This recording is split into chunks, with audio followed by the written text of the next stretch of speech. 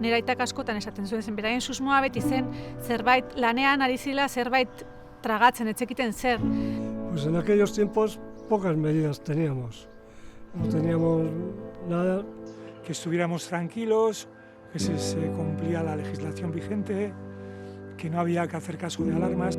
Yo cuando firmé los papeles solamente tenía un 15% de posibilidades de salir del quirófano.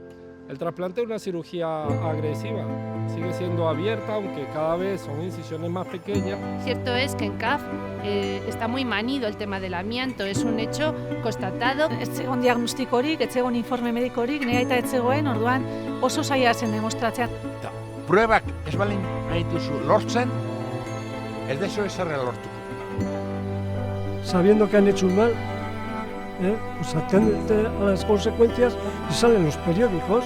Naiz eta kafek hori inoiz ez duen egin eta ez duen egingo reparazio moral hori, zen naiz eta ekonomikoa egin ez du egingo morala. Epaile batek begietara begiratzea eta esatea siento mucho la muerte de tu padre, hori da niretzako kriston lorpena, ez?